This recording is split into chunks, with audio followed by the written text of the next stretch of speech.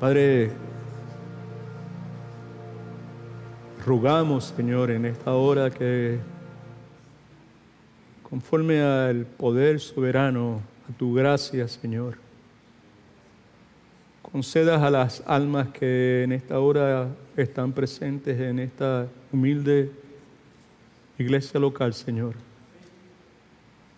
que nos concedas, Señor, la capacidad de que, como hemos cantado, mantenernos quietos, Señor, delante de tu presencia, de forma tal que podamos reconocer, darnos cuenta de que tú eres Dios, Señor, y que tú continúas, Señor, a nuestro lado como has prometido. Capacítanos, Señor, para esforzarnos a ser valientes, Señor. Danos la capacidad para tener presente en todo momento, Señor, que tú, Jehová, Dios, eres nuestro Señor. Y tú has dicho, Señor, que tú habrás de estar con nosotros donde quiera que vayamos, Señor.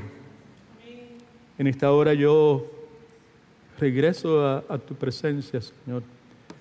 Gracias por concederme la oportunidad hace unos segundos mientras cantábamos, Señor, de reconocer, Señor, la verdad, Señor, incambiable, de que tú estás siempre con nosotros, Señor. Que tú nos sostienes, Señor. Y que en el momento más oscuro, Padre Santo, de nuestras vidas, Señor, donde parece que estamos solos, todo lo contrario. No solamente estás con nosotros, sino que nos vas cargando, Señor. Ayúdanos, Señor. Abre los ojos de nuestro entendimiento que podamos en esta hora, Señor, escucharte, escuchar tu voz, escuchar la palabra que tienes para nosotros, Señor. Llévanos a Cristo, Señor. Queremos conocer a Cristo, queremos conocerle más y más, Señor, de forma tal que podamos amarle más y más, Señor. Podamos reconocer su señorío sobre nuestras vidas, Señor.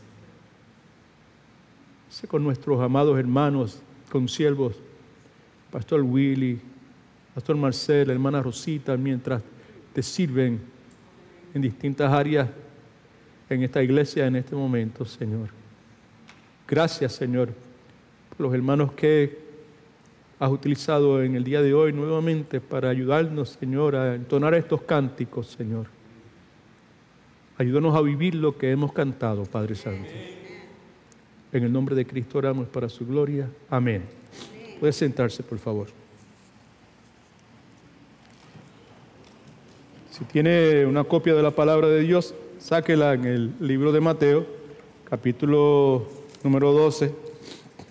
Si tiene un bosquejo como el que le hemos brindado al entrar aquí en el día de hoy, como hacemos todos los domingos, por favor, sáquelo. Saque su lapicero.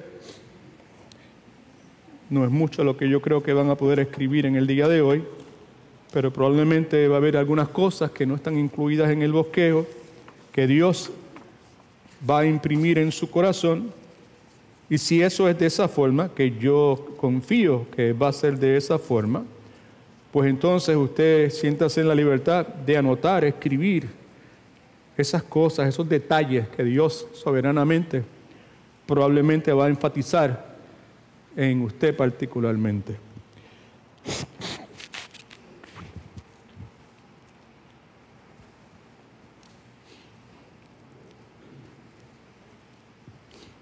God is good.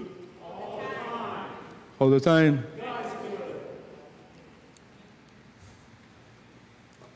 Yo tenía la intención de comenzar la enseñanza de hoy, la predicación de hoy, el sermón de hoy, la conversación de hoy, el diálogo de hoy, leyendo de este libro que contiene lecturas devocionales de nuestro amado pastor Spurgeon, que nosotros respetamos tanto, que estuvimos estudiando recientemente los miércoles en la noche acerca de su trayectoria, ¿verdad? Mi intención era comenzar leyendo la lectura devocional que correspondía al día de hoy, y luego de la clase que tuvimos en la Biblia dice, que fue muy interesante, como Dios mueve las cosas, ¿verdad? pues me convencí de que no solamente debía comenzar de esa forma, sino que era la intención de Dios que comenzara leyendo esta lectura devocional. Expresa en la misma, en la forma elocuente y atinada que Spurgeon puede hacer, el sentir de muchos siervos de Dios en distintas iglesias, sean iglesias pequeñas, sean iglesias grandes, que realmente han sido llamados por Dios para hacer el trabajo del pastorado, de servirle a Dios, siendo pastores, maestros de la iglesia. En la lectura de Spurgeon para el día de hoy, 7 de julio, el pasaje que utiliza Spurgeon en la mañana de hoy fue Primera de Tesalonicenses, capítulo 5, versículo 25, donde el énfasis clave del pasaje es: hermanos, oren también por nosotros. Es Pablo el que está solicitando esa oración. Pablo como siervo de Dios, Pablo como pastor, Pablo como apóstol, Pablo como uno llamado por Dios para servirle, Pablo como uno que se toma con mucha seriedad el llamado que Dios le ha dado. Yo me identifiqué enormemente con lo que leí y te comuniqué algo un poco bien breve a los hermanos en la clase, y pues ahora leo. Lo que estoy leyendo no son palabras mías, fueron escritas por este hombre hace 200 años probablemente atrás, pero definitivamente reflejan mi sentir, y estoy convencido que el sentir del pastor Marcel y del pastor Willy. Leo entonces.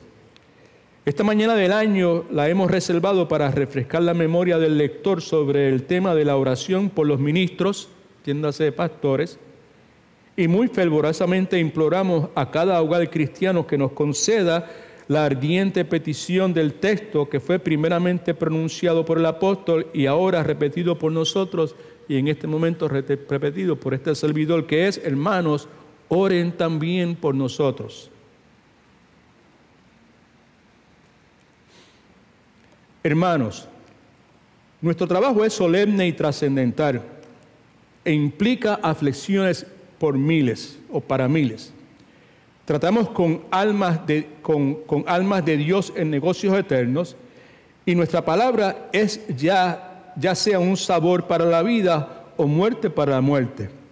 Sobre nosotros recae una responsabilidad muy seria, y no será una misericordia menor si al final se nos encuentra limpios de la sangre de todos los hombres. Como oficiales del ejército de Dios llevamos la marca especial de la enemistad de los hombres y los demonios. Ellos vigilan nuestros titubeos y trabajan para hacernos salir corriendo. Nuestro santo llamado implica tentaciones de las cuales ustedes están exentos. Sobre todo, y con mucha frecuencia, nos alejan del gozo personal de la verdad y nos llevan a la consideración ministerial u oficial de ella. Nos encontramos ante muchos casos complicados y nuestro discernimiento está desconcertado. Vemos muchos deslices lamentables y tenemos el corazón herido. Vemos a millones perecer y nuestros espíritus decaen. Deseamos que obtengas beneficio de nuestras prédicas. Deseamos de ser bendición para tus hijos. Anhelamos ser útiles, tanto para los santos como para los pecadores. Por lo tanto, queridos amigos, intercedan por nosotros con nuestro Dios. Somos hombres miserables si perdemos la ayuda de sus oraciones, pero somos felices si vivimos en sus súplicas. Tú no nos miras a nosotros por bendiciones espirituales, sino a nuestro Maestro. Y sin embargo, ¿cuántas veces Él ha dado esas bendiciones a través de sus ministros? Pide entonces una y otra vez que podamos ser vasijas en las cuales el Señor puede poner el tesoro del Evangelio. Nosotros, toda la compañía de misioneros, ministros, misioneros en las ciudades y estudiantes, le pedimos en el nombre de Jesús y los siervos en esta iglesia en sus pasos: hermanos, oren también por nosotros. Gloria a Dios. Habiendo sido obediente al mandato que Dios me dio a compartir eso con ustedes, en el día de hoy, Dios vuelve a concederme el privilegio, hace como 6 semanas que no tenía la oportunidad de pararme detrás de este púlpito. Dios vuelve a darme el privilegio de poder ocupar este púlpito con el propósito de proclamar la palabra de Dios. Y mientras eso hago, con el propósito de compartir con ustedes una de muchas lecciones que de Dios he aprendido en tiempos de oscuridad. Y me imagino que usted me entiende cuando digo en tiempos de oscuridad.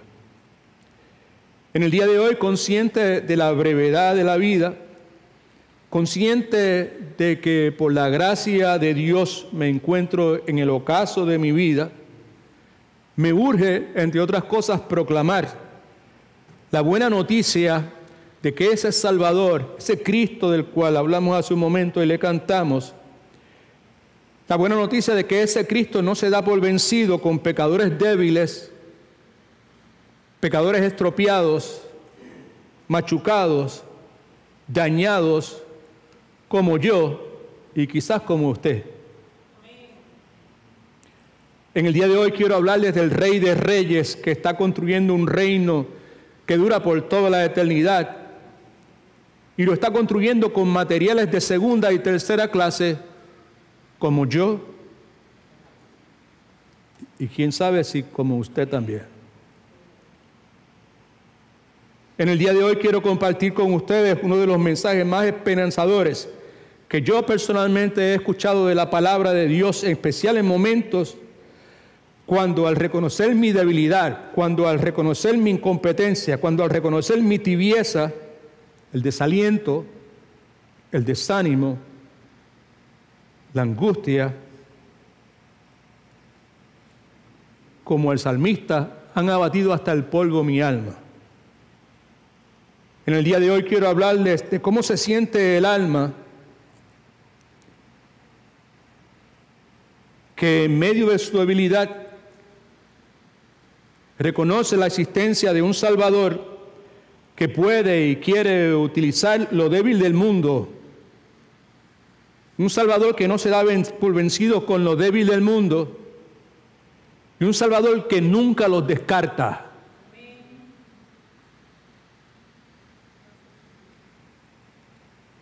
En el día de hoy quiero hablarles de un Salvador sabio, compasivo, perfecto, atento, de cómo mi Cristo trata conmigo cuando soy inadecuado, cuando tropiezo, cuando fallo, cuando peco. Y la razón por la cual en el día de hoy quiero hablarle de ese Cristo sabio, compasivo, perfecto y atento, y la forma en que Él trata conmigo cuando fallo, cuando soy descuidado, cuando soy inadecuado, cuando tropiezo. La razón por la cual quiero hacer eso es porque la forma en que Cristo trata conmigo es superlativamente alentadora. Alienta. El recordar la forma en que Él ha tratado conmigo en mis peores momentos me alienta.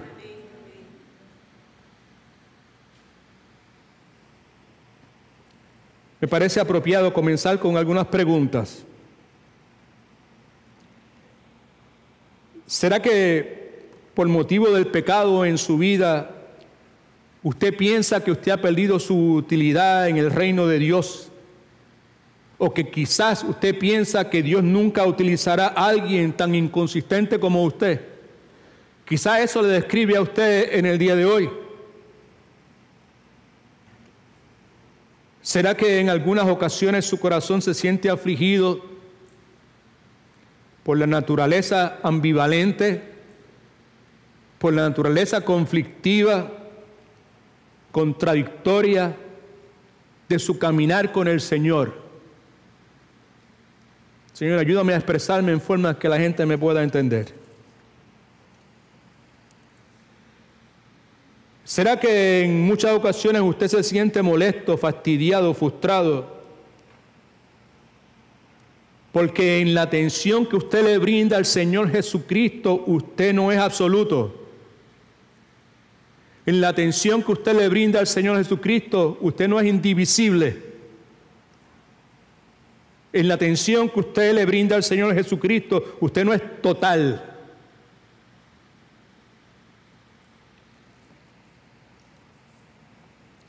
Claro está.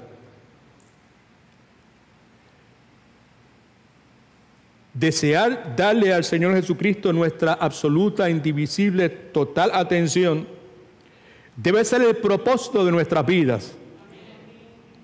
Amén. Pero en cuanto a mí, esta persona que le habla hoy en esta hora de casi 73 años,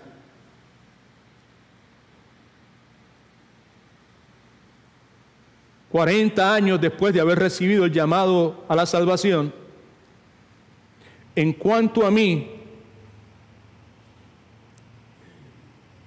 la realidad es que yo no estoy totalmente consumido con Jesucristo como debería estarlo y como quisiera estarlo. La realidad es que yo no le doy mi atención de forma absoluta, indivisible, total. Y el hecho de que yo no estoy totalmente consumido con la persona del Señor Jesucristo como debería estarlo y como yo quisiera estarlo, es una realidad que me molesta. Es una realidad que me fastidia. Es una realidad que me frustra. Yo me pregunto, ¿será que alguno de ustedes está en una posición similar a la cual yo me encuentro?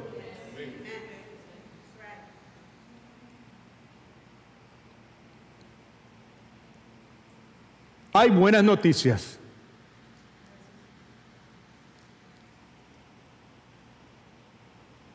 Para mí las buenas noticias son que Cristo, yo sé que dio su vida por mí. Para mí las buenas noticias son que yo sé que Cristo, yo le pertenezco a Él. Él es mi dueño. Él me compró a mí con su sangre preciosa como la Escritura enseña. Y no solamente eso, yo sé que Él conoce mi condición.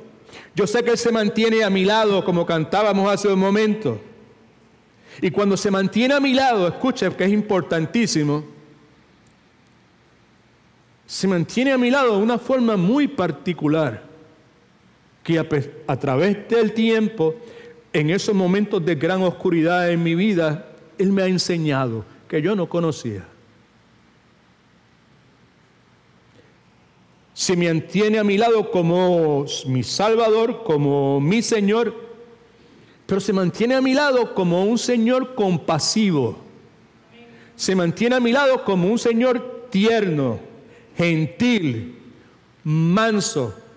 Claro está, al mismo tiempo como el Señor poderoso y santo y justo que Él es. Y el hecho de que Él se mantiene a mi lado en esa forma mansa, gentil, amable, compasiva y al mismo tiempo todopoderosa, me garantiza, en unión a lo que la Escritura enseña, que el triunfo en el presente y obviamente en el futuro está asegurado. Así que la porción bíblica que consideramos en el día de hoy está en el libro de Mateo. Es el capítulo número 12, versículos del 15 al 21. All right. ¿Qué tal si nos ponemos de pie un momentito, ¿verdad? Y leemos de forma antifonal?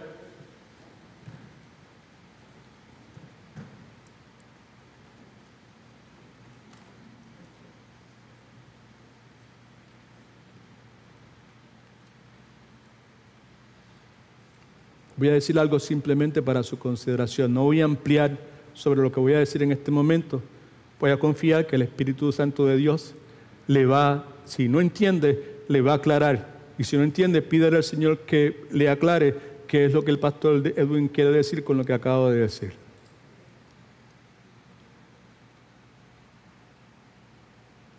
Podemos protestar porque las rosas tienen espinas, o podemos darle gracias a Dios porque las espinas tienen rosas. Yo leo el primer versículo y usted lee el próximo. Cuando Jesús supo esto, se retiró de allí, lo siguió mucha gente y sanaba a todos.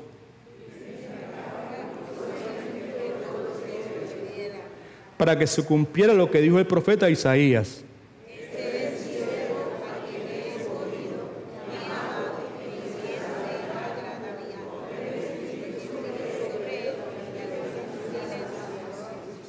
No contenderá, ni voceará, ni nadie oirá en las calles su voz.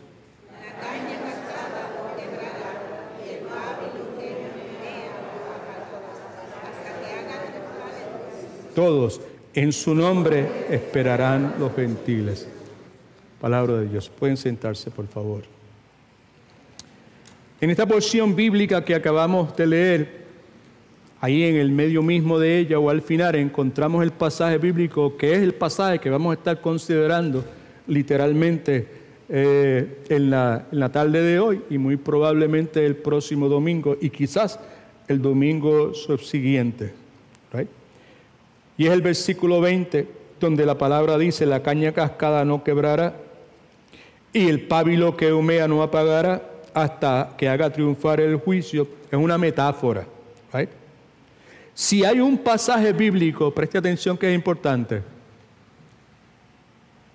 que asegura inspiración divina, en mi opinión, no he leído a ninguna otra persona que piense así como yo, o que lo cite por lo menos.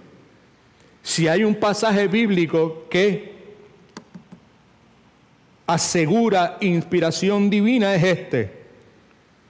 Y la razón por la cual asegura inspiración divina es porque lo que sugiere el pasaje desafía totalmente la lógica humana. Lo que aquí se dice que Dios hace desafía el pensamiento sabio del ser humano común y corriente. Así que el Espíritu Santo de Dios precisó inspirar primeramente a Isaías, porque el pasaje viene directamente del capítulo 42 de Isaías, y eventualmente al apóstol Mateo, cuando escriben que Dios decide utilizar la caña cascada y no la quebrará. La implicación de eso es que Dios no le va a causar más daño a los que están heridos, que son los que Él escoge. Dios escoge a los que están heridos, espiritualmente hablando, relacionalmente hablando, emocionalmente hablando. Eso es lo que Dios escoge. Señalé hace un momento que yo quería compartir con ustedes la realidad de que este Dios todopoderoso ha decidido escoger materiales de segunda y tercera clase, y somos usted y yo. ¿Eh? Eso desafía la lógica humana. Y cuando dice que el pábilo que humea no apagará, la implicación es que Él no acabará por matar a los que se están agonizando, debía haber dicho, perdónenme, ¿ok? Así que este texto, la caña cascada no quebrará y el pábilo que humea no apagará hasta que haga triunfar el juicio, es centrar en la enseñanza nuestra en el día de hoy. Y hablando de central, pues permítame a manera de introducir, destacar para usted cuál es la idea central de este texto. Es una metáfora. En la misma hay encerrada una verdad eterna que para mí, ¿verdad? ¿Sabe? Es una de las verdades más extraordinarias que Dios me ha enseñado en momentos de oscuridad, en momentos trágicos, momentos de tristeza. Lo primero que podemos decir en términos de idea central en esta porción bíblica, que es buena noticia, es que Dios es lo suficientemente poderoso para ser compasivo, para ser sabio con pecadores como nosotros y para llevarnos a la victoria. Eso es lo primero que el pasaje nos comunica. Lo segundo es que Jesucristo, es extremadamente tierno con gente débil, sobre todo gente débil en los cuales la gracia de Dios está obrando.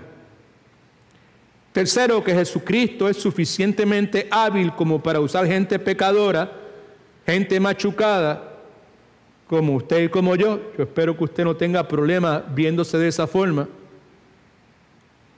utilizar gente machucada y pecadora y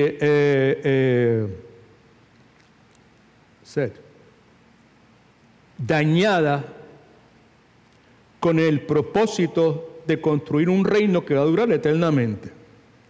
Y la otra verdad que el pasaje encierra, que me parece prudente destacar en este momento, es que Cristo no aplasta y no descarta a eso que Él escoge, ese material de segunda y tercera clase. Primero, tú y yo somos material de segunda y tercera clase, ¿right? Y Cristo, a pesar de que tú y yo somos material de segunda y tercera clase, contrario a lo que el mundo haría con nosotros, que es descartarnos, Cristo no nos pisotea y no nos saca de la vida de Él. No nos descarta. Eso es uno.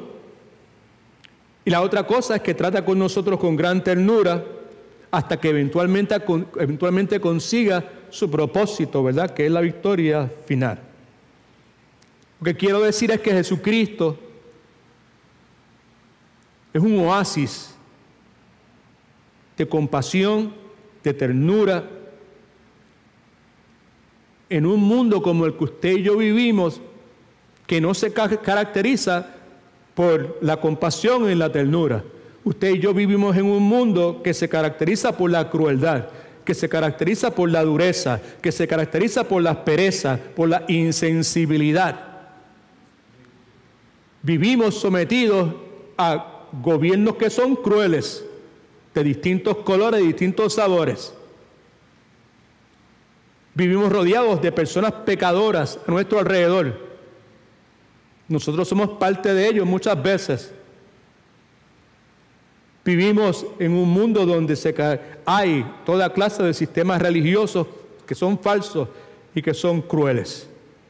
El punto es que en un mundo que se caracteriza por la crueldad, un mundo que se caracteriza por la dureza, el Señor Jesucristo resulta ser un oasis. ¿Sabe lo que es un oasis? Piensa en desierto, piensa en el desierto de Sahara, piensa en las palmeras, piensa en el lugar ese, en el manantial que hay ahí, sediento. Jesucristo es eso para nosotros. Jesucristo es un oasis de compasión y ternura.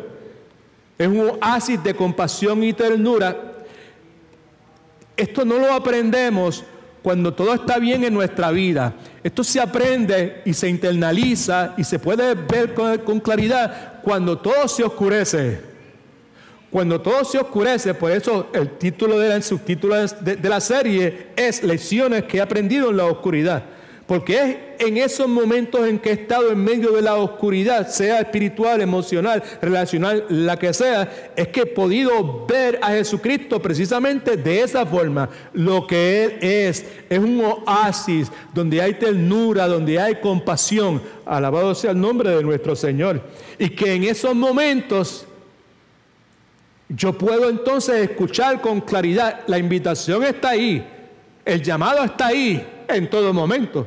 Pero es en esos momentos de gran oscuridad donde puedo, por la naturaleza de la circunstancia que me encuentro en ese momento, que puedo escuchar con claridad, puedo entender con claridad el llamado de Cristo, la invitación de Cristo. Como por ejemplo, vengan a mí todos los que están trabajados y cargados y yo los haré ¿qué? Descansar. Lleven mi yugo sobre vosotros, aprendan de mí, que soy manso, que soy humilde de corazón. Y al aprender de mí, al dejar ser enseñados por mí, vas a encontrar descanso para vuestras almas. La naturaleza de su yugo es fácil y ligera es su carga.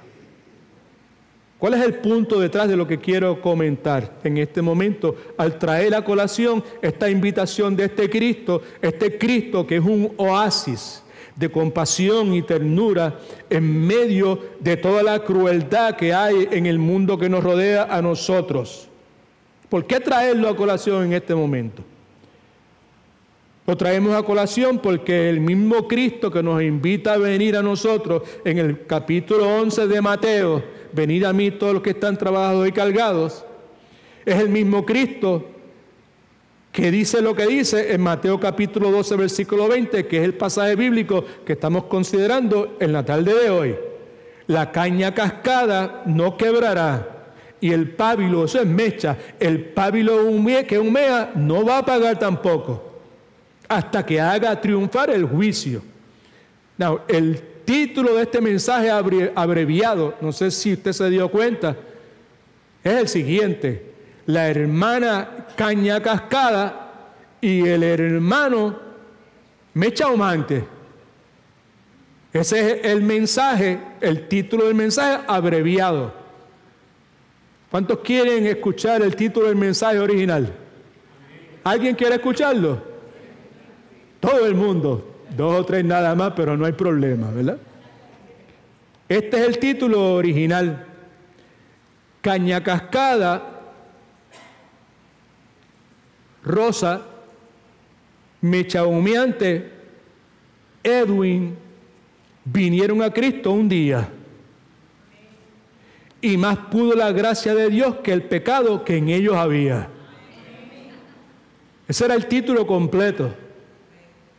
Cuando empecé a estudiar el mensaje y el pasaje, eso fue lo que me vino a la mente. Me vino a la mente un proverbio o un refrán que decía: el amor e interés se fueron al campo un día y más pudo el interés que el amor que le tenía. El Espíritu Santo me dijo: no fue así. Es como Rosa decía. Porque Rosa se refería a ella como caña cascada y me decía: tú eres mecha humeante. Eso es lo que tú eres. Por eso es que el título es la hermana caña cascada y el hermano mecha humeante. Y el punto es que ella y yo un día respondimos al llamado de Cristo. Vinimos a Cristo un día. Pero entonces, al ir a Cristo un día, más pudo, alabado sea Cristo, la gracia de Dios que el pecado que en nosotros había. Y rima, a mí me gusta la rima esa, ¿verdad? Pero no solamente me gusta la rima, sino que es la realidad. Más pudo la gracia de Dios que todo el pecado que había en la vida de nosotros. Ahora, este pasaje es importante. Y como dije, es una metáfora. Y como dije ya también, Mateo lo que hace es, Mateo está comentando, porque Mateo no cita literalmente palabra por palabra lo que Isaías registra en Isaías 42, que es donde originalmente sale esta porción bíblica. Pero me parece a mí prudente y apropiado hablarle brevemente acerca del contexto, el contexto para nosotros poder disfrutar, para nosotros poder enriquecernos, para poder nutrirnos de lo que el pasaje como tal, esta metáfora que Cristo da en medio de todo esto, Mateo, ¿verdad?, nos provee. Entonces, es apropiado pues ver el contexto. Lo primero que tenemos que ver es que se encuentra, lo que estamos estudiando nosotros en Mateo, pues se encuentra nuevamente en el Nuevo Testamento, es en el Evangelio de Mateo, y el énfasis en el Evangelio de Mateo es el reino de los cielos. Usted, si tiene una buena Biblia, como la Biblia que nosotros les sugerimos a ustedes que compren, que haga una inversión y compre la Biblia de MacArthur, de estudio de MacArthur. En cada capítulo hay una explicación del contenido, el tema principal, los errores, los desafíos, todo ese sinnúmero de cosas, ¿verdad? Y usted lee ahí, pues usted va a ver que el tema principal de Mateo es el reino de los cielos. En este libro de Mateo, los primeros capítulos, se nos presenta al Señor Jesucristo como el Rey del reino de los cielos. Y en los primeros 11 capítulos de Mateo, se nos dan las credenciales de ese Rey de los cielos, que es el Señor Jesucristo. En la genealogía se nos menciona a Cristo como el Hijo de David, su aspecto humano, y también se menciona al Señor Jesucristo en el bautismo de Juan como el Hijo de Dios. Eso hablándonos de las credenciales de este Rey de los cielos. Vemos también parte de esas credenciales a través de la descripción que se hace del nacimiento virginal de Jesucristo, de la encarnación del Señor Jesucristo, y por medio de sus milagros, de las señales, los prodigios, ¿verdad? Pues también vemos las credenciales de que Él está haciendo lo que se supone que el Mesías iba a hacer, el ungido de Dios, el escogido de Dios. Y no hay que hablar de las enseñanzas extraordinarias, asombrosas del Señor Jesucristo, particularmente cuando llegamos a esos 3 capítulos, 5, 6 y 7 de Mateo, donde encontramos lo que se conoce como el Sermón del Monte. ¿Right? Y en ese Sermón del Monte, al comienzo del mismo está lo que se conoce como las bienaventuranzas. Y al comienzo de esas bienaventuranzas, espero que esté atando los cabos, ¿verdad? Comienza diciendo Jesucristo lo siguiente: bendecidos, dichosos, bienaventurados, los pobres de espíritu. ¿Y quiénes son los pobres de espíritu? Son los que reconocen su pobreza espiritual. Son los que reconocen que son caña cascada. Son los que reconocen que son pábilo que humea. Gloria al Señor. Interesante por demás que en el capítulo 11 y en el capítulo 12 de Mateo, luego de que todas esas credenciales de Cristo se presentan,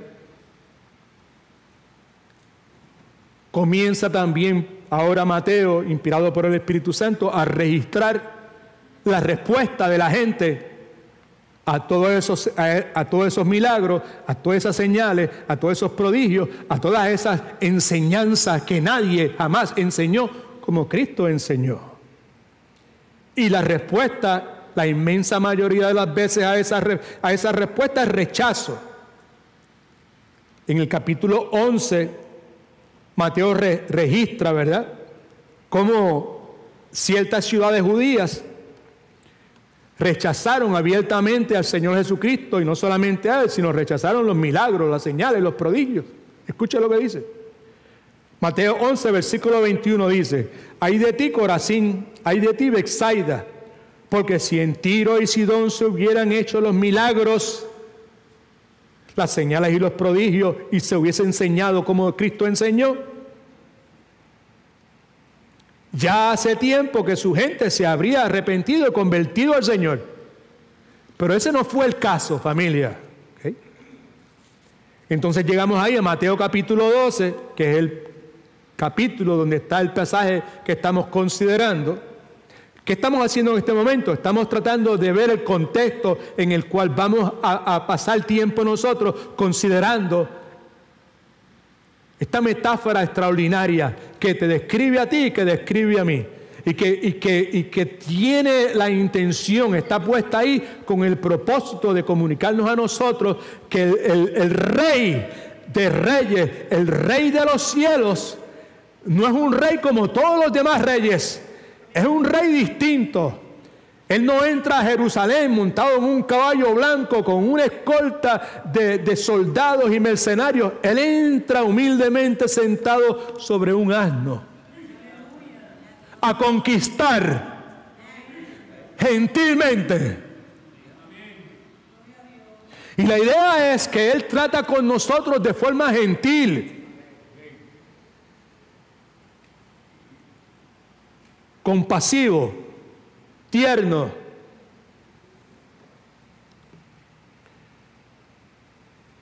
Al comienzo del capítulo 12, que fue la porción bíblica que yo leí al comienzo de esta parte de nuestro servicio de adoración en el día de hoy, ahí vemos la institución religiosa compuesta por los escribas y los fariseos atacando a Jesucristo. La respuesta de ellos a la enseñanza esta divina de Jesucristo es rechazo, es ataque tras ataque, es complot,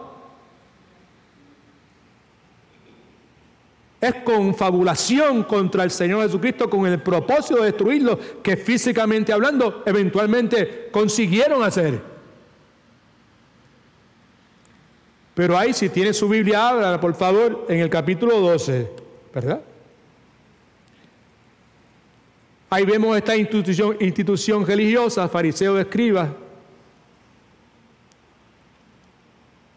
atacando al Señor Jesucristo por el hecho de que Jesucristo es tierno, compasivo en el día del sábado. That is the point.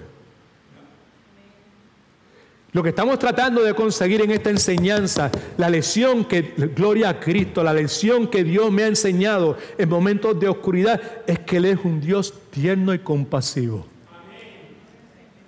Y que en mis peores momentos, yo para Él soy una caña cascada, que todo el mundo lo que haría con una caña cascada es simplemente botarla, salir de ella y me consigo una nueva. Porque había por todos los lugares y eran bien baratas. A los ojos de mi Señor, yo soy una mecha humeante, que no tiene mucho valor de paso. Una mecha humeante que todo el mundo normalmente lo que haría es que cuando está humeando, simplemente como hacía doña China, mi abuela, en el campo allá en Caín Alto, cuando yo iba que era pequeño, que se alumbraban con quinqué.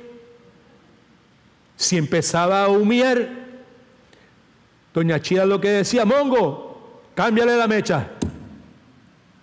Y el mongo venía, la apagaba, cortaba la mecha, le sacaba una mecha nueva y empezaba a dar luz sin humear. La mecha que estaba humeando se descartaba. Lo que está diciendo la Escritura, espero que lo entienda, esta es la lección poderosa. Es que yo, a los ojos de Dios, soy una mecha humeante. Pero que esté tranquilo, porque a pesar de que yo soy una mecha humeante, Él no va a bregar conmigo como todo el mundo bregaría conmigo.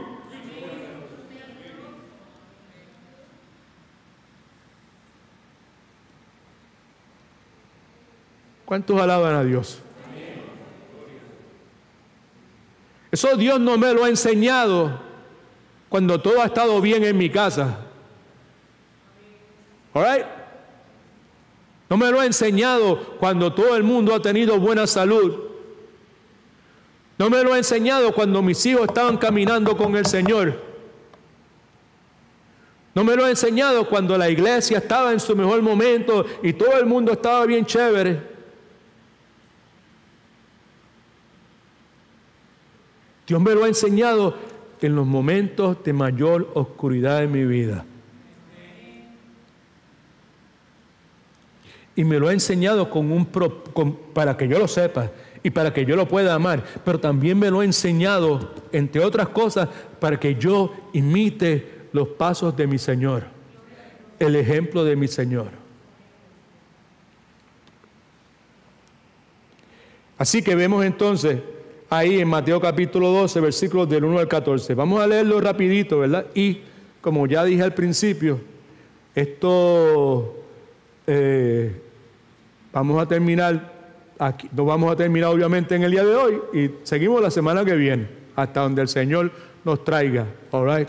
Ok.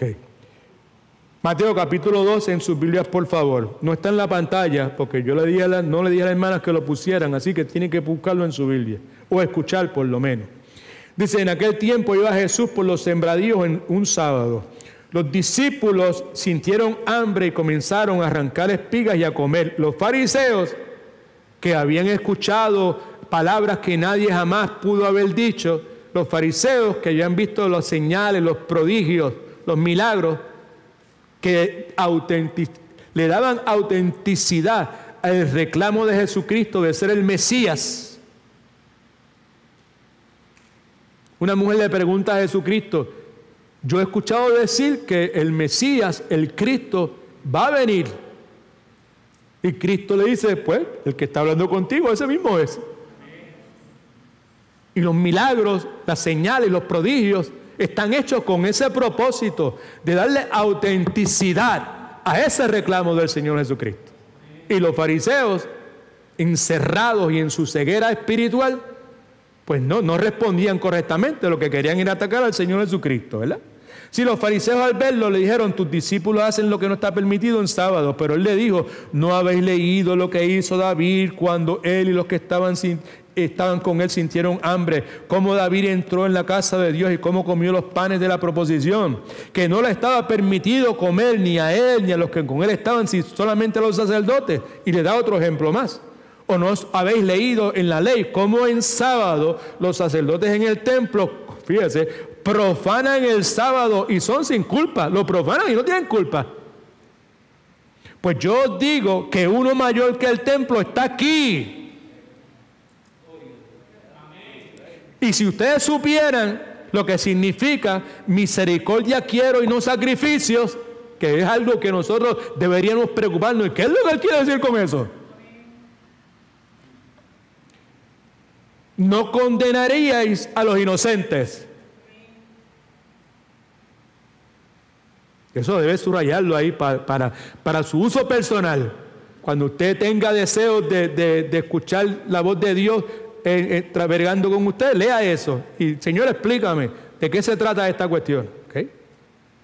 Entonces termina diciendo, porque el Hijo del Hombre es Señor del sábado.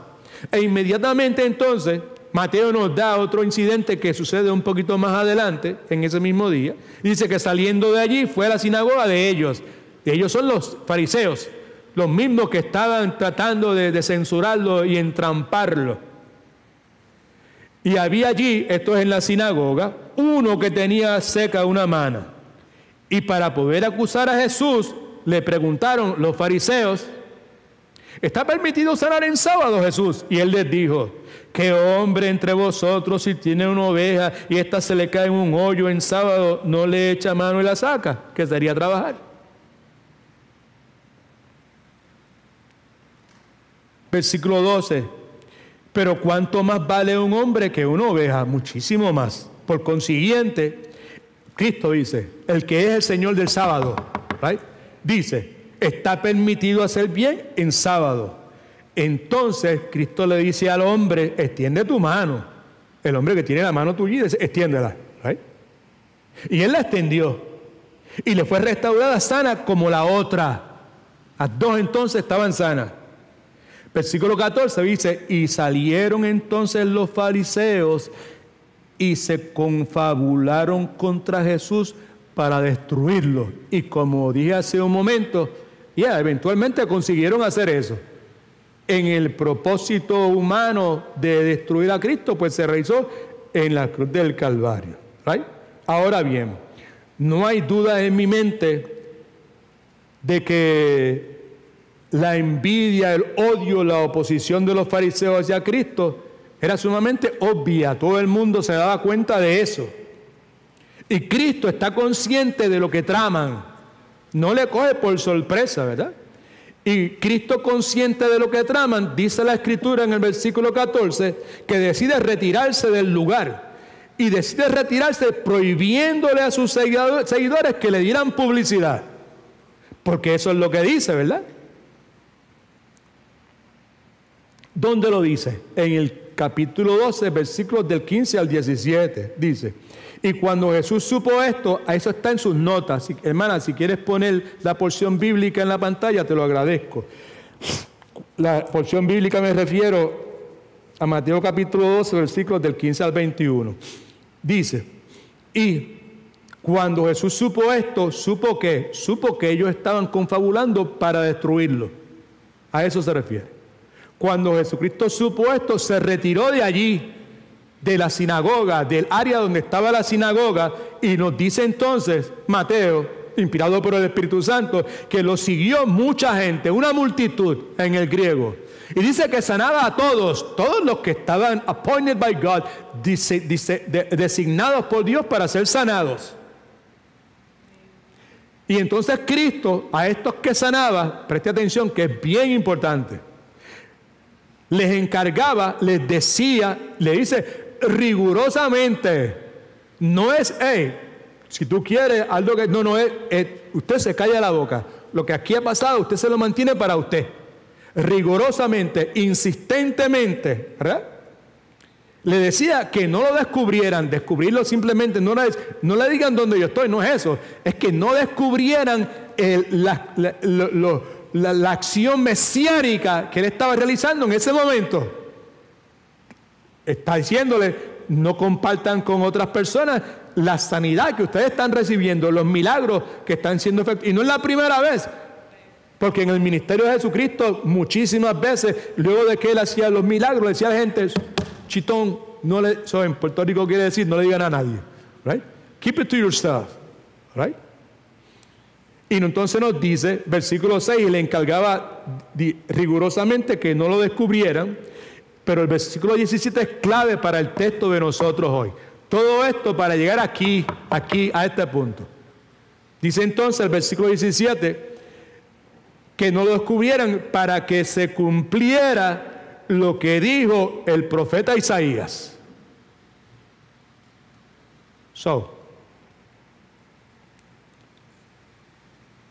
Antes de entrar en eso, ¿por qué Jesucristo prohíbe que le den publicidad a sus milagros?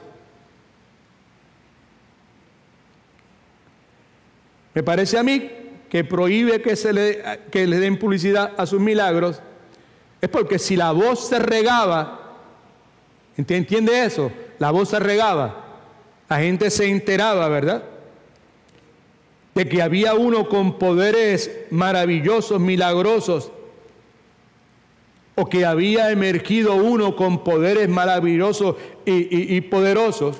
Si esa voz se regaba en el contexto que estaba pasando en el pueblo de Israel en ese momento, sin lugar a duda, una rebelión política iba a surgir. Porque la gente estaba esperando precisamente eso. Y muy probablemente muchas vidas iban a ser perdidas en vano. ¿Okay? Esa es una razón. Pero me parece a mí que la razón más importante, preste atención porque entonces aquí podemos ligarlo claramente con el pasaje que nos preocupa en la tarde de hoy, que es Mateo capítulo 12, versículo 20. La razón por la cual Cristo prohíbe, ¿verdad?, que se le dé publicidad a sus milagros,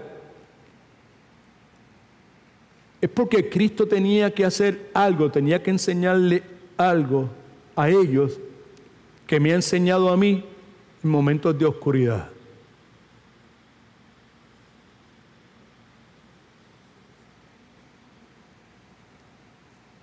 Que la iglesia contemporánea del tiempo que estamos viviendo, la cultura en que estamos viviendo, necesita también ser enseñada de lo mismo. Cristo tenía que enseñarles que su rol mesiánico no iba a ser expresado a través de un poder aplastante,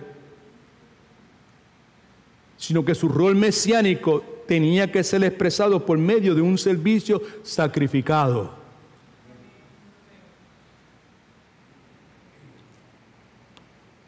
En esa hora su rol mesiánico no iba a ser expresado por un trono, iba a ser expresado por medio de una cruz. Así que no necesitamos publicidad de ninguna clase. Me parece que en Juan 7, en ocasión de la Pascua, los hermanos de Jesucristo vienen donde Él tratando de persuadirle que Él eche al lado esa visión de lo que Él estaba haciendo. Pero no tenemos tiempo para entrar en ese punto en este momento. Pero sí sabemos que si Cristo hubiese deseado, pudo haber ordenado la presencia, la asistencia de legiones de ángeles. Lo sabemos. Si Él hubiese querido, lo hubiese hecho, pero sabemos entonces, conociendo el carácter, los atributos, la naturaleza de nuestro Redentor, Él no los necesitaba. Él no necesitaba asistencia de nadie. Y como ese no era su enfoque, Cristo decide retirarse de ese lugar. Y nos dice entonces la Escritura que mucha gente le siguió y que Él los sanaba a todos. Y que eso sucede con el propósito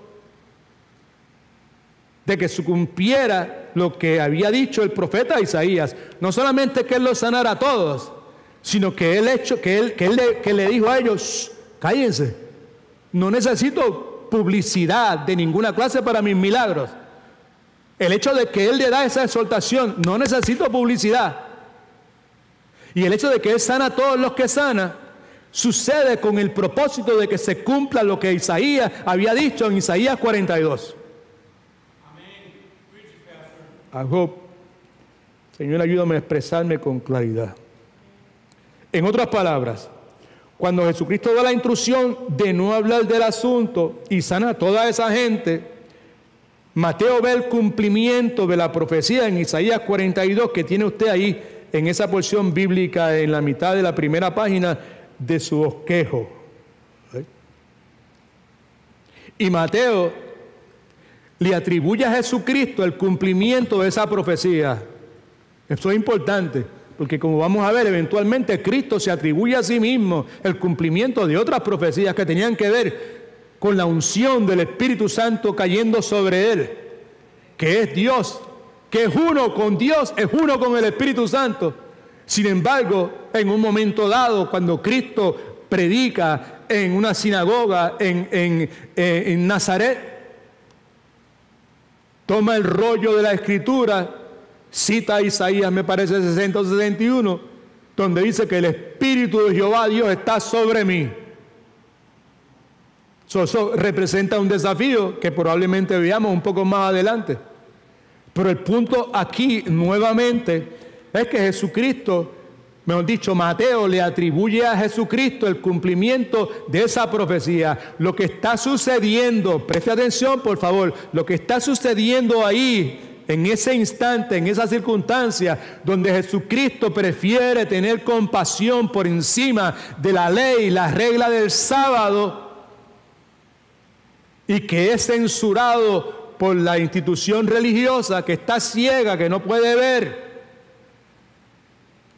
que decide, en vez de decir aleluya, gloria a Dios, mi alma alaba a Dios,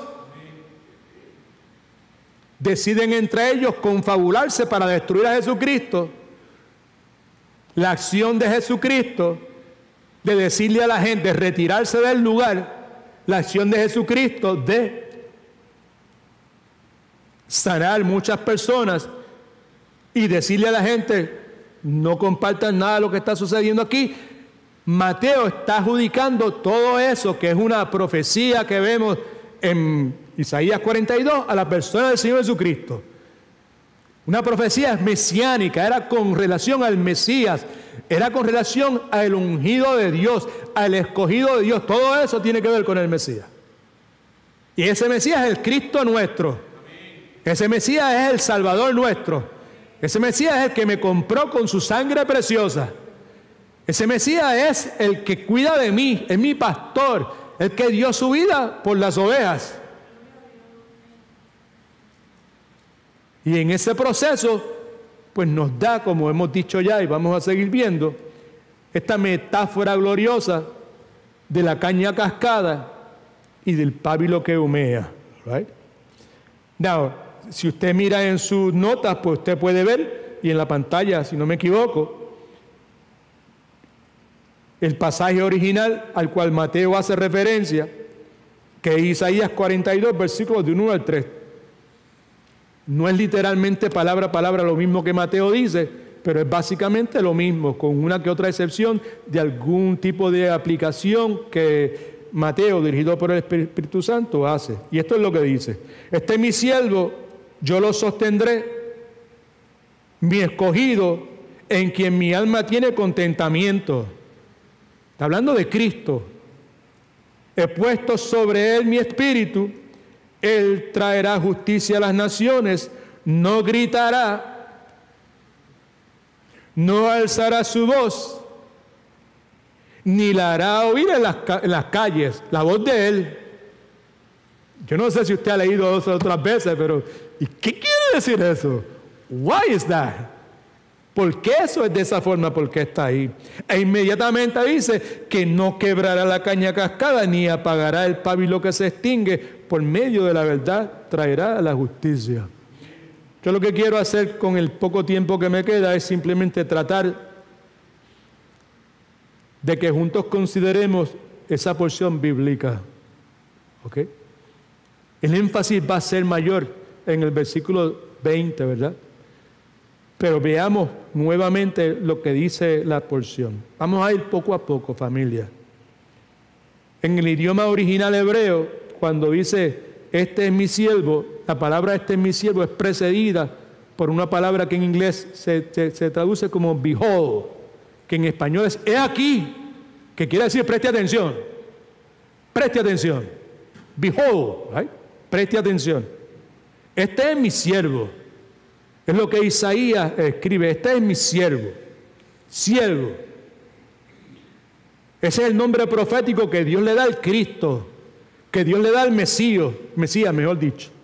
En Isaías 52:13 leemos lo siguiente. Dios dijo, mi siervo fiel triunfará. Se le pondrá en un alto trono y recibirá los honores que merece. Eso es otra profecía mesiánica. Escriba por ahí a algún lado, Isaías 52:13. Right? Now, ese nombre profético, título profético si usted quiere, también describe siervo. Describe la motivación central de la vida y el ministerio terrenal del Señor Jesucristo. La motivación central de la vida de Jesucristo fue que servir, siervo, siervo, siervo. Juan capítulo 4, versículo 34 dice, Jesús dijo, Cristo hablando, mi comida, en otras palabras, lo que es esencial para mi vida, no estaba hablando de comer arroz o frijoles o tacos o tamales, right? Y arepas tampoco. Mi comida es que haga la voluntad del que me envió y que acabe su obra. Aquí, que lo importante para mí es que servir. Yo soy el siervo, yo soy el ungido, yo soy el Mesías, yo soy siervo, ¿verdad? Más adelante en el capítulo 6 de Juan 30, versículo 38 dice, yo he descendido del cielo no para hacer mi voluntad, sino la voluntad del que me envió, para servirle al que me envió. Y de forma más específica, para que no duda con relación a cómo Cristo se acomoda, o mejor dicho, cómo la persona de Cristo se acomoda a las ejecutorias y la enseñanza de Cristo. Leemos en Mateo capítulo 20, versículo 28, lo que Cristo dice, como el Hijo del Hombre, hablando de sí mismo, en su humanidad, que no vino para ser servido, vino para servir y para dar su vida por todos. Así que comienza diciendo Isaías y Mateo en el capítulo 20, 12, versículo 19, he aquí mi siervo. Y luego dice, yo lo sostendré. Simplemente un comentario breve sobre el particular. Now, en la cultura hebrea y romana de aquel entonces, cuando una persona le servía a otra, escuche qué importante, la persona que servía tenía que hacerlo con obediencia total. No era te sirvo por el día y me voy para la casa, no, era constantemente. Era una obediencia total a su Señor y era un servicio total a su Señor. Eso de parte de la persona que le servía al Señor, pero de parte del Señor que tenía a esas personas que le servían, la responsabilidad del que era servido, al que se le servía al Señor, a esa persona se le requería que sostuviera totalmente el que le servía. En otras palabras, si yo fuese a ser el siervo de John, yo tenía que servirle a John totalmente, en toda la forma, total obediencia a lo que John me dijera. Yo no tenía opción de protestar ni pedir concesiones de ninguna clase. Pero entonces John tenía la obligación de sostenerme a mí y a mi familia en todas las formas que yo necesitara ser sostenido. Aquí que simplemente lo que quiero decir es que Dios simplemente está recalcando, ¿verdad?, lo que es la norma, lo que Él ya había establecido cuando dice, yo lo sostendré, en caso de que alguien pregunta, ¿y qué quiere decir eso?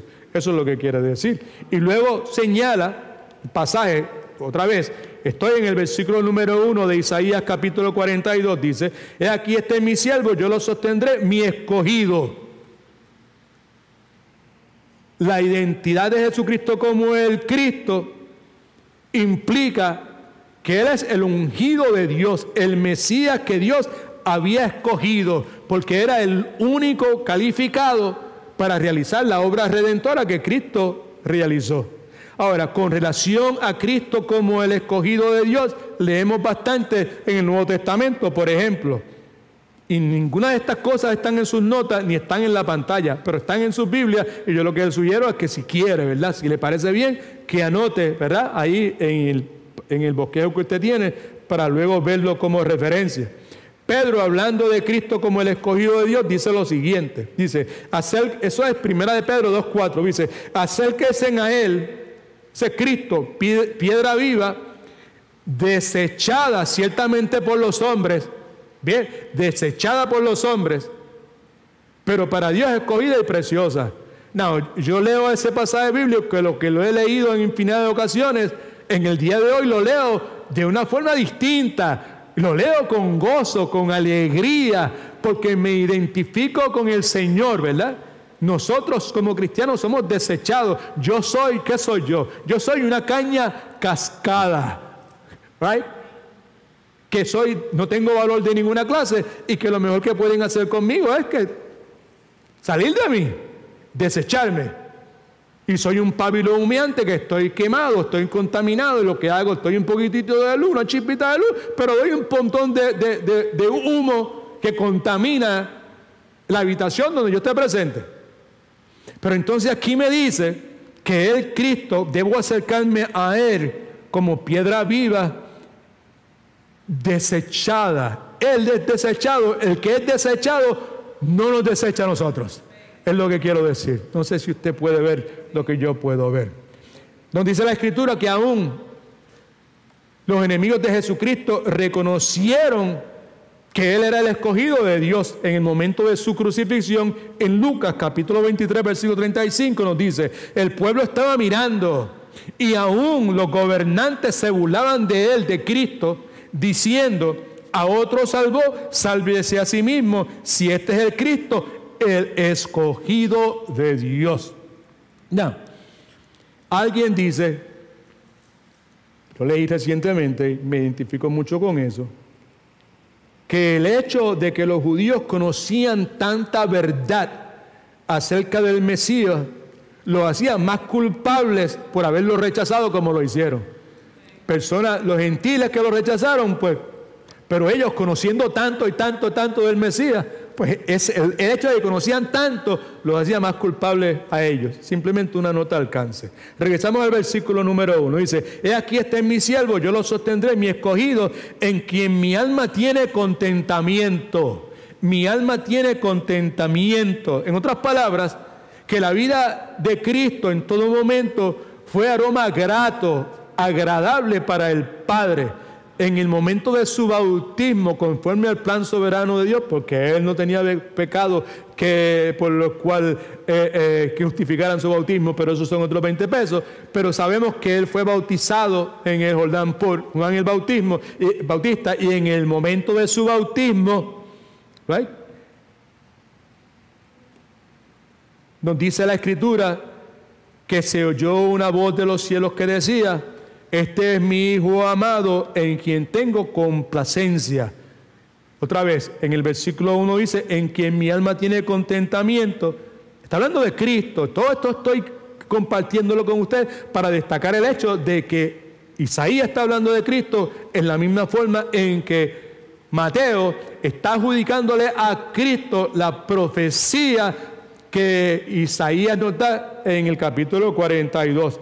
Más adelante nos dice la Escritura, en el momento de este incidente tan conocido que se conoce como el momento de la transfiguración, Pedro está hablando y en Mateo 17:5 leemos, mientras Pedro aún hablaba, una nube de luz los cubrió y se oyó una voz desde la nube que decía, esta es la voz de Dios, este es mi Hijo amado en quien tengo complacencia, a Él oíd. Ahora, todo esto, ¿por qué estoy hablando de esto? Porque hay una implicación para cada uno de nosotros aquí, muy importante. ¿Right? Aquí se habla del Mesías, Dios habla del Mesías, de este ungido, de este escogido, de este siervo, en el cual Dios tiene contentamiento. Y yo quiero someter a su consideración que la palabra de Dios enseña que es imposible. Imposible quiere decir que es ¿qué? Otra vez, imposible quiere decir que es imposible. No hay chance, no hay probabilidad. Es imposible. ¿Cuántos quieren agradar a Dios? ¿Cuántos quieren complacer a Dios? Ok, lo que es importante para nosotros entender es que la palabra enseña que es imposible para el ser humano complacer a Dios a menos que se acerque a Dios por medio de su Hijo, porque es en su Hijo en quien Él tiene complacencia. Así que la única forma en que nosotros podemos complacer a Dios es a través de su Hijo. Alabado sea su nombre. Gloria a Dios. Y qué chévere que su Hijo, la caña cascada, no descarta, no destruye. Y que la mecha humeante, Él no la apaga y la descarta para siempre. Que somos usted y que somos yo. Dice inmediatamente en el versículo 1, este es mi siervo, mi escogido, en quien mi alma tiene contentamiento. He puesto mi espíritu sobre él, o he puesto sobre él mi espíritu. Ahora, preste atención porque es importante, y quizás y alguno de ustedes ha tenido algún tipo de pregunta sobre este particular, pues quizás en el día de hoy podemos clarificarla un poco. La Escritura enseña, y estoy hablando siendo en este momento en esta frase que dice, he puesto sobre él mi espíritu. Dios hablando acerca del Mesías. ¿Quién es el Mesías? ¿Quién? Cristo, right? Y Cristo es la segunda persona de la Trinidad, right? Y tanto el Padre, el Hijo y el Espíritu Santo son uno. Y han sido uno siempre. Right? Pero entonces aquí leemos que dice, he puesto sobre él mi espíritu. Y si usted mira en sus notas, en la Biblia,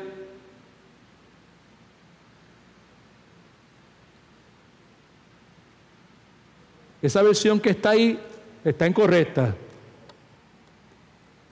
Porque espíritu no es con letra minúscula, es con letra mayúscula. Sorry, all right? Simplemente una corrección. Porque está hablando del Espíritu Santo de Dios. Right? Dios está hablando del Espíritu Santo de Dios. En la encarnación, Cristo fue concebido por el Espíritu Santo. ¿Sí o no?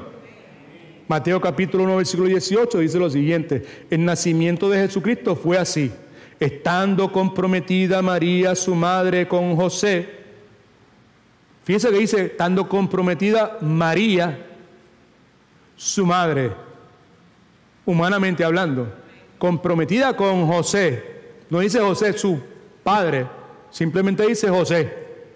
Inmediatamente, dice, antes que vivieran juntos, en otras palabras, antes de que tuvieran intimidad sexual, que pudiese conducir a la procreación de una criatura, se halló que había concebido del Espíritu Santo, que María había concebido del Espíritu Santo, así que Jesucristo concebido por el Espíritu Santo.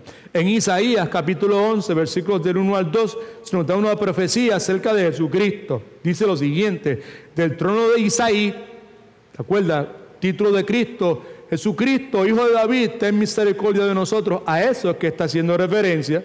Del trono de Isaí sale una vara, un retoño, y de ese retoño que brota de sus raíces. Y el Espíritu de Jehová el Señor estará continuamente sobre él.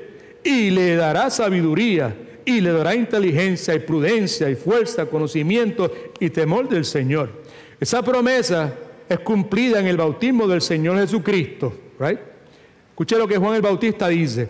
Además, Juan testificó diciendo, vi al Espíritu. Y ahí, Espíritu nuevamente, es con letra mayúscula, el Espíritu de Dios, que descendía del cielo como paloma y que permaneció sobre él.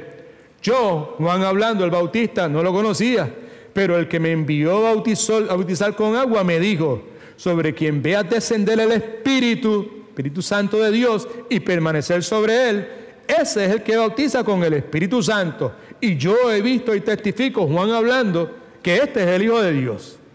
Así que lo que esto presenta para algunos de nosotros, quizás para ustedes no presenta ninguna pregunta, pero para algunas personas presenta una pregunta. Y es lógico y es bueno. La Escritura nos habla de un grupo de cristianos que son commended. ¿Cómo es commended? Destacados como algo bueno, ¿verdad? Que eran los cristianos de Berea, porque los cristianos de Berea, todo lo que leían lo escudriñaban. Y lo estudiaban profundamente para ver si lo que Pedro estaba enseñando o Pablo estaba enseñando era correcto. ¿Right? Y a Dios le agrada que su pueblo haga precisamente eso, ¿verdad? Así que la proposición que yo hice hace un momento es esta. Si Jesucristo es el Hijo persistente de Dios, Padre, Hijo, Espíritu Santo, si Jesucristo es eternamente uno con el Padre, que es uno eternamente uno con el Padre, si Jesucristo es eternamente uno con el Padre y el Espíritu Santo, ¿en qué forma entonces, esta es la pregunta, pudo el Espíritu Santo haber venido sobre Cristo durante su humanidad? Ese es el hecho que tenemos delante de nosotros, familia. La respuesta a eso quizás no es tan complicada como yo pensaba en un momento dado. La venida del Espíritu Santo sobre Cristo fue una otorgación de poder a su naturaleza humana, porque Jesucristo era 100% hombre y 100% Dios. Amén. Si no fuera de esa forma, no podría ser nuestro Redentor. Su naturaleza divina, definitivamente, ya era una con el Espíritu. Su naturaleza divina no requería de asistencia especial, pero su naturaleza humana sí lo requería. La humanidad de Cristo recibió el poder permanente de Cristo, el Espíritu Santo, de forma tal que su humanidad pudiese actuar en armonía con la deidad de Cristo. ¿Right? ¿Alguna duda? Lea lo que MacArthur y Lloyd Jones escriben sobre el particular. Así que Cristo precisaba, muy importante, precisaba Cristo de la unción del Espíritu Santo, que se registrara eso, ¿verdad? De forma tal que Cristo pudiese dar fe o pudiese dar testimonio de que su ministerio como Mesías era real. Right? Cuando la mujer samaritana, como vamos a leer hoy o la próxima vez que nos juntemos, ¿verdad?, le hace la pregunta que le hace y dice lo que dice del Mesías que va a venir, del ungido, el Cristo. Y Cristo dice, pues el que está hablando contigo, ese mismo es. Right? Pues el punto es que él precisaba de la unción del Espíritu Santo de forma tal que pudiese dar fe o testimonio de que su ministerio como Mesías era real. ¿Okay? Y el ejemplo lo vemos entonces en Lucas capítulo 14, 4, mejor dicho, versículos 18 al 21 que mencioné hace un momento. No pensaba que me iba a dar tiempo para llegar así, pero me parece que me quedan unos cuantos minutos más. Lucas capítulo 4, versículos 18 al 21, el incidente donde Jesucristo está predicando en la sinagoga en Nazaret. Dice, Cristo hablando, Cristo leyendo lo que la Escritura dice. Isaías 60. El Espíritu del Señor está sobre mí. Eso es lo que dice Isaías. ¿Sí? Cristo está leyendo de Isaías. ¿Entendió eso? ¿Sí? Lucas capítulo 4, versículo 18 al 21, Cristo está leyendo el rollo de la Escritura en la sinagoga de Nazaret. Y cuando Él la está leyendo, esto es lo que lee. Cuando Él abre para leer, esto es lo que lee. Y dice, el Espíritu del Señor, eso es el Espíritu Santo de Dios, ¿right?, está sobre mí. Por cuanto me ha ungido, que es lo que señalé hace un momento, ¿verdad? Me ha ungido, Dios me ha ungido para dar buenas nuevas a los pobres. Me ha enviado a sanar a los quebrantados de corazón. Me ha enviado a pregonar libertad a los cautivos y vista a los ciegos. Me ha enviado a poner en libertad a los oprimidos, alabado Cristo. Me ha enviado a predicar el año agradable del Señor. Paró ahí. La profecía sigue en Isaías, pero Cristo paró ahí.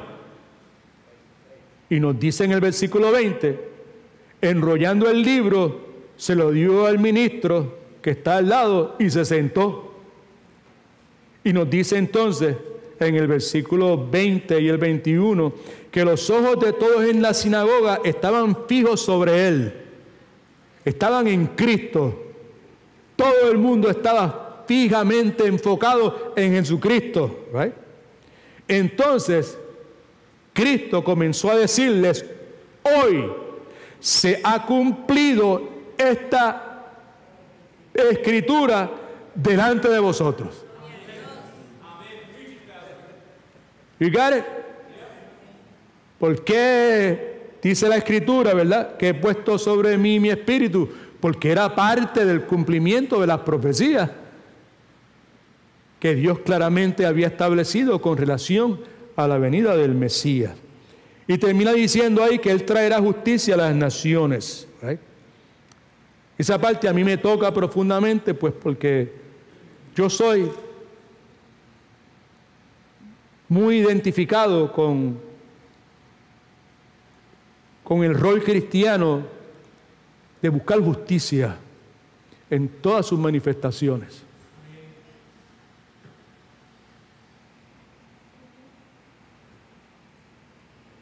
Cristo, como siervo de Dios, era mediador entre el hombre y Dios. Y nos dice la Escritura que Él habría de proclamar justicia. Ahora, proclamar justicia, ¿qué es? Es proclamar todo lo que es correcto, es proclamar todo lo que está en armonía con la voluntad de Dios. Proclamar justicia es eso, es proclamar toda la verdad que es correcta a los ojos de Dios. Es proclamar todo lo que la verdad que está en armonía con la voluntad de Dios. Por ejemplo, dime algunos ejemplos. Proclamar justicia es proclamar el hecho de que todo pecador debe arrepentirse de sus pecados. Amén. Proclamar justicia es proclamar que todo pecador que se arrepiente de sus pecados precisa creer en Cristo como su Salvador. Y todo aquel que se arrepiente de sus pecados genuinamente, y todo aquel que proclama a Cristo como su Salvador genuinamente, esa acción en su vida debe expresarse por medio de un agradecimiento a Dios que se expresa en una determinación para vivir para la gloria de Dios. Proclamar justicia, entre otras cosas, es precisamente eso. Ahora, el rol del pueblo de Dios era proclamar justicia. ¿Okay? Y la palabra enseña que a los judíos se les otorgó la responsabilidad al proclamar justicia, la verdad que es afín con la voluntad de Dios y lo que acabo de señalar. A ellos se les otorgó la responsabilidad de ser canal de la gracia de Dios para con el resto de la humanidad. Ellos fueron escogidos, son el pueblo escogido para eso. Lo hemos dicho en infinidad de ocasiones. No son escogidos porque fueran mejor que nadie, porque bastantes cabeciduros y tercos que han sido a través de la historia, ¿sí o no? Right? Al igual que cada uno de nosotros. Ellos también eran cañas cascadas, ¿verdad? Y mechas humeantes. Lo único que ellos no querían recibir, aceptar ese título. ¿Right? A ellos se les confirió una responsabilidad de proclamar la justicia de Dios. Y la Escritura nos enseña que cuando ellos rechazaron ese mandato, están rechazando a Dios. Y Dios levanta un vehículo nuevo para realizar su propósito. Y ese vehículo nuevo se llama la Iglesia del Señor Jesucristo.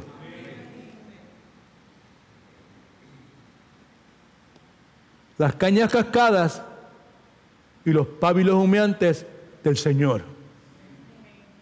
Nada especial. Material de segunda y tercera clase.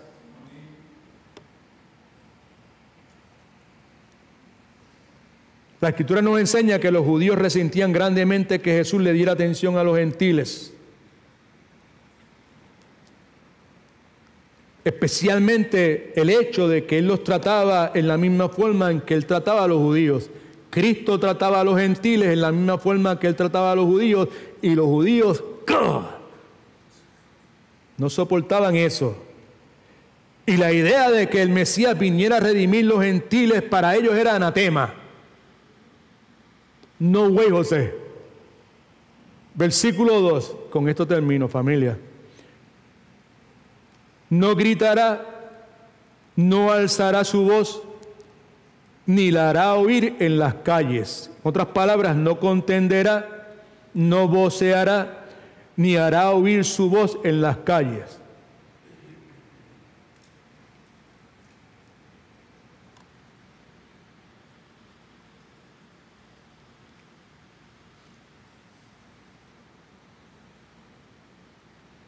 ¿Entendió eso?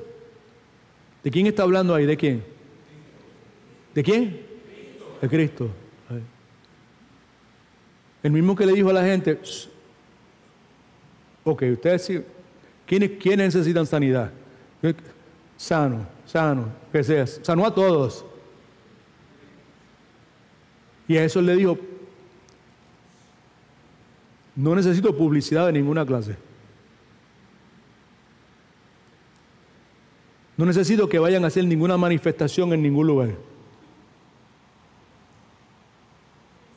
¿Está siguiendo? Eso es lo que dice. No gritará, no contenderá. No necesito que vayan a discutir con ninguno de los fariseos ni de los escribas, que ellos están equivocados, que yo soy el verdadero Mesías.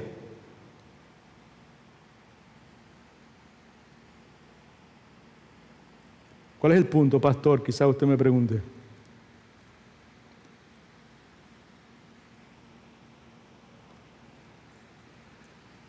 Mi Salvador, mi Redentor, es manso, es humilde. No necesita publicidad de ninguna clase.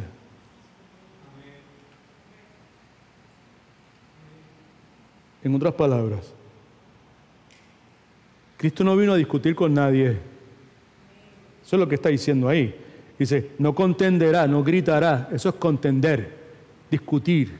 No contenderá con nadie, right? Ni alzará su voz, no voceará. Aquí estoy, yo soy el que soy.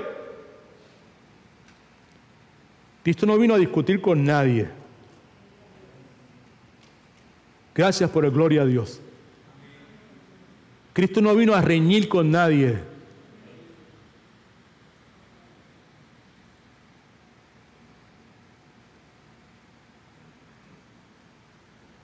Tenía un hermano, compañero de ministerio, pastor, Eddie Frederick, mucho más joven que yo, pero muy sabio, mentor de Pastor Macé. Predicaba en formas que yo nunca he podido predicar y nunca podré predicar, porque eso es el poder de Dios sobre él. Muy sabio, mi amigo. Sentábamos siempre juntos en la reunión de todos los pastores, 12 pastores y como 18 personas más en el staff. Aquello era un evento enorme. Y yo tenía la costumbre de que cada vez que presentaba un asunto, yo peleaba con todo el mundo. Yo siempre tenía algo que decir. No había un issue con el cual si yo no me sentía cómodo con eso, ahí yo abría mi boca, yo decía por esto, por aquello otro, lo que fuera. Un día Eddie estaba al lado mío, como siempre hacía. Él siempre estaba ahí callado la boca, dibujando, haciendo cositas, y a menos que le preguntaran, no hablaba. Y está dibujando así, lo que sea, y escribió algo en el papel. Estamos hablando de algo, y él parece que anticipó de que yo iba a explotar. Y me escribió algo que decía, choose your battles. Escoge tus batallas. No puedes pelear todas las batallas. Hay algunas que tienes que escoger para pelear por ellas, right? Pero no puedes pelear por todas. Right? So, que Dios te ilumine para que escojas las por las cuales vas a pelear. Lo que estoy hablando en este momento son de esas batallas que yo escogí para pelear por ellas. Hasta que el Señor me llame, yo voy a seguir pensando de esta forma. Lo que acabo de decir. Jesucristo no vino a discutir con nadie. Jesucristo no vino a reñir con nadie. Jesucristo no vino a gritarle a nadie. Jesucristo no vino a abuchear a nadie. Jesucristo no vino a mofarse de nadie. Me parece a mí que una de las grandes tragedias de la iglesia cristiana en el día de hoy es el odio teológico, ideológico, que la presencia de políticos y teólogos dentro de la iglesia generan. La presencia de políticos e ideólogos dentro de la iglesia generan nuevamente odio teológico y odio ideológico. Y es una de las grandes tragedias de la iglesia en el día de hoy. Cada más con esta polarización que sucede en todo el hemisferio occidental y en todo el mundo probablemente.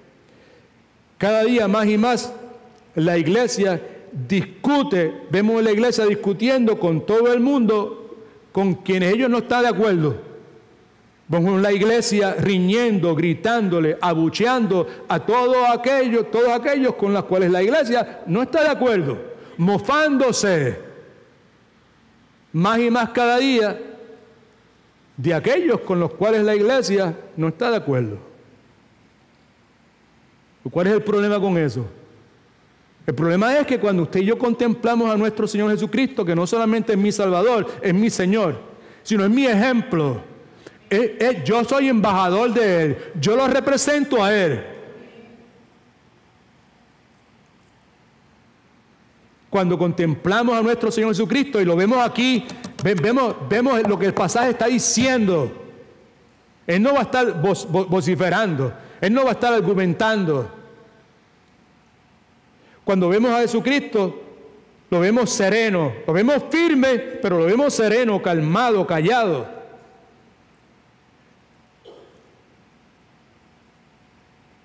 Vemos a uno que pretende conquistar por medio de su compasión, de su ternura, de su amor. Nunca por contiendas centradas en palabrerías y argumentos humanos. Jesucristo no vino a engatusar. Estoy citando a John MacArthur en este momento, ¿ok? Jesucristo no vino a engatusar, a arengar la gente con el evangelio como lo hacen los demagogos agitadores que inflaman sus oyentes apelando a sus emociones, a sus prejuicios y a sus preferencias. Jesucristo no hizo nada de eso. Y la iglesia, el púlpito, el servicio del domingo, en ninguna forma debe tener espacio para cosas como esa.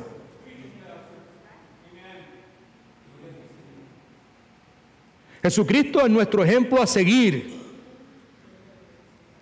Y Cristo siempre habló con dignidad. Cristo siempre habló con control. Y nunca utilizó ningún medio de persuasión que no fuera la verdad.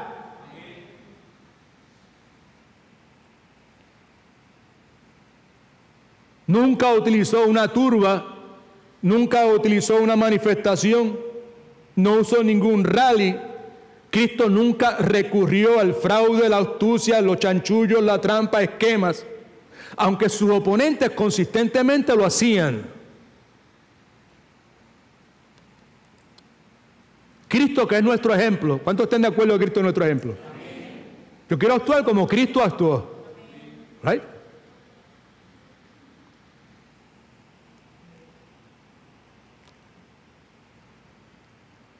Nuestro ejemplo a seguir siempre actuó con compasión. Por eso es que yo me gozo, familia. Yo espero que usted pueda atar los cabos en este momento. ¿Y por qué le está hablando de eso? Pues porque yo soy, ¿qué yo soy? Yo soy una caña cascada. Yo soy algo que todo el mundo desecharía. Esto no sirve, esto es una porquería. Esto ya realizó la función que tenía y hay que salir de él y hay que buscarse otro. Pero mi Cristo no hace eso conmigo. Él me coge así, me recibió así, y en la condición que yo estoy, en esas manos prodigiosas que Él tiene, quirúrgicamente brega conmigo con una eficacia y una expertise que le permite a Él, con esta caña cascada y con este pábilo humeante que no bota, que está todo gastado ya. Él continúa trabajando con eso. Él no busca nada nuevo. Y hay compasión, y hay ternura, y hay paciencia.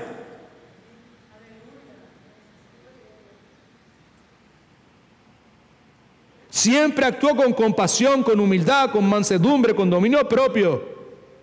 Nunca buscó tener una audiencia o seguidores por medio de poder político, poder económico o agitación emocional de ninguna clase. En ningún momento. Para nada. La caña cascada no quebrará. El pábilo, la mecha que humea, que se está extinguiendo, no apagará. Es lo que dice. Yo quisiera continuar, pero el tiempo ya se acabó. ¿Ok? Ayúdame, Señor, a decir lo que tú quieres que diga en este momento.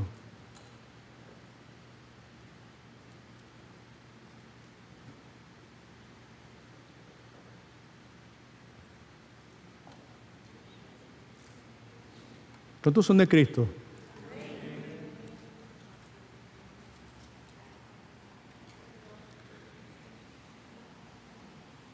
Si alguno de nosotros es de Cristo, es porque Cristo nos escogió. Y nos escogió desde antes de la fundación del tiempo. ¿Right? Y en el momento que Él había preordenado, nos dio el llamamiento a la salvación. Que ahí fue el día en que nacimos de nuevo. ¿Right?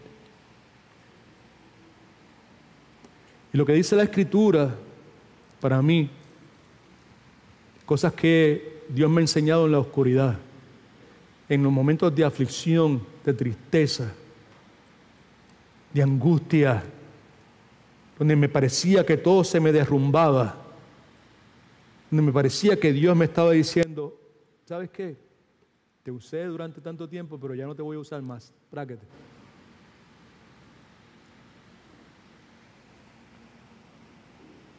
Lo que Dios me ha enseñado, que yo estoy tratando de comunicarle a ustedes con mi corazón en las manos, con la esperanza de que usted reciba la enseñanza y comience a verse de la forma en que Dios le ve a usted. Porque si usted es de Dios, dice, ¿cuántos son de Dios? ¿Verdad? ¿Cuántos son? Ustedes son de, si usted es de Dios, es porque Dios le escogió a usted. Eso no es una enseñanza del pastor Marcelo, el pastor Edwin, es una enseñanza bíblica. ¿Right? Y la Escritura no solamente dice que es el que te escoge a ti, sino la Escritura dice también, como vamos a ver la próxima semana, es que Dios intencionalmente decidió escoger cañas cascadas y pábilos humeantes.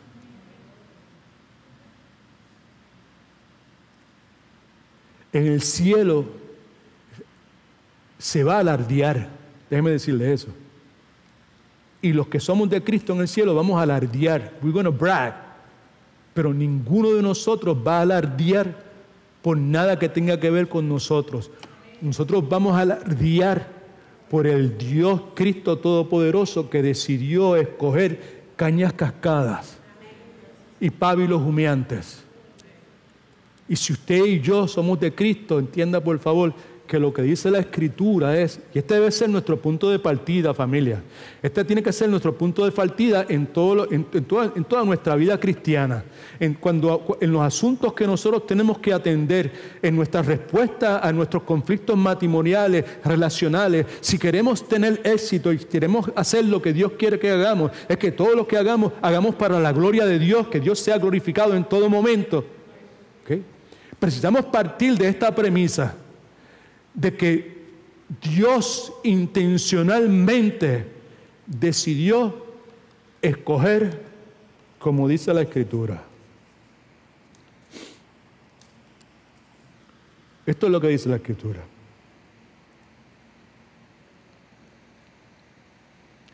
Considerad pues, hermanos, vuestra vocación y ver que no hay muchos sabios según la carne, ni muchos poderosos, ni muchos nobles, sino que lo necio del mundo escogió Dios, las cañas cascadas. ¿Lo está viendo? Intencionalmente Dios escogió para avergonzar a los sabios. Lo débil del mundo escogió Dios para avergonzar lo fuerte. Lo vil del mundo y lo menospreciado escogió Dios. Y lo que no es para deshacer lo que es, a fin de que nadie se jacte en su presencia. Y si alguno se va a jactar en su presencia, es del Cristo ese que decidió escoger cañas cascadas y pábilos humeantes. Imagínense si usted y yo, cada vez que el ego de nosotros se nos hiera, en nuestras relaciones, en el trabajo, en Walmart, donde sea, comenzara nuestra respuesta viéndonos a nosotros como lo que somos, cañas cascadas, pábilos humeantes de los cuales Dios tiene misericordia.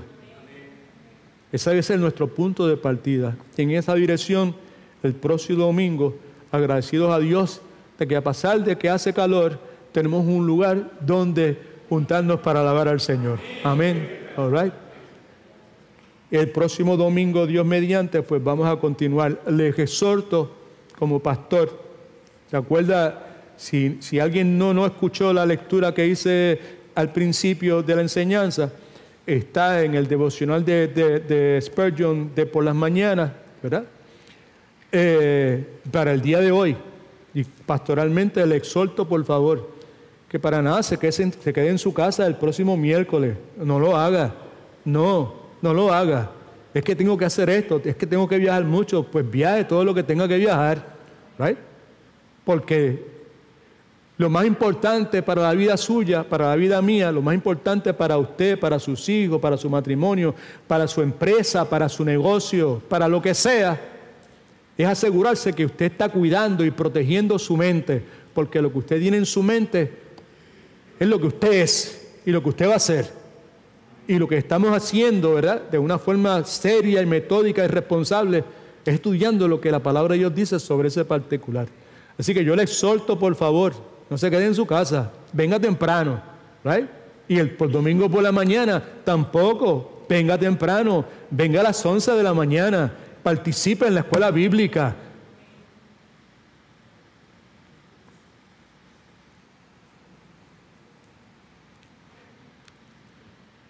Estoy esperando que alguien diga amén, aleluya. Señor, échenle la culpa a la hermana fulana y al hermano fulano que me dijeron que podía decir eso, estaba autorizado a decir esas cosas. I'm just kidding, pero no, de verdad, pastoralmente. Mi tiempo en este lado de eternidad no es mucho, familia. Right? No quiero ser emocional, ni trágico, ni nada de esas cuestiones, pero esa es la realidad.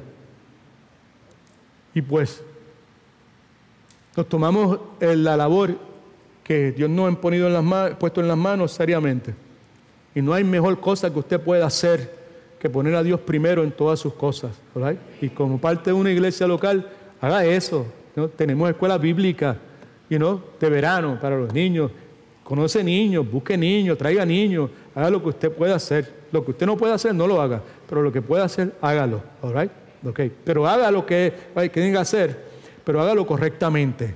Hágalo con la motivación correcta, y ahí fue donde nos quedamos el domingo pasado. God is good. All the time. Padre, en el nombre de Jesús, yo te doy muchas gracias por este tiempo que me has permitido, Señor, pues tener aquí con mis hermanos y mis hermanas. Gracias, Padre amado, por la salvación que tú has traído a nuestras almas, Señor. Gracias, Señor, por la misericordia, la paciencia que tú tienes con cada uno de nosotros, Señor. Gracias, Padre amado, porque tú has prometido, Señor, que tú nunca nos vas a dejar, que tú nunca nos vas a abandonar. Gracias, Señor, por la salud que me has brindado. Gracias, Señor, por permitirme, Señor, tener la operación de los ojos. Gracias porque puedo ver muchísimo, muchísimo mejor, Padre Santo. Yo te presento esta salud nueva que tú me has dado en mis ojos. Ayúdame a que mis ojos estén enfocados en todas las cosas que sean agradables para ti. No me permita que mis ojos se posen en cosas que no son agradables a ti, Señor. Te ruego por los que están aquí, Señor. Te ruego por sus vidas. Te imploro que les ayudes, Señor, a comprometerse más y más, a creer en ti, a atreverse a ponerte a ti primero por encima de todas las cosas, Señor. Ahora que tenemos el tiempo, ahora que tenemos la salud, ahora que tenemos la oportunidad de hacerlo. Gracias nuevamente te damos, Cristo amado, por ser nuestro Salvador, por ser nuestro ejemplo. Ayúdanos a seguir tus pasos, ayúdanos a imitarte, ayúdanos a reconocer, Señor, que somos embajadores tuyos, Señor. Oramos por los hermanos y hermanas de esta congregación local que no están bien de salud. Oramos por ellos, oramos para que tú pongas tu mano poderosa sobre ellos. Y oramos por encima de todas las cosas, Señor, por las personas que se encuentran aquí en este día, Señor, que quizás llevan años yendo a una iglesia, quizás esta iglesia, y aún no han experimentado, Señor, el milagro de la salvación, Señor. Oramos por eso, Señor. Oramos para que tú los traigas a la convicción, Señor, y que tú los lleves a los pies de Cristo, Padre Santo. En el nombre de Jesús oramos para su gloria. Amén.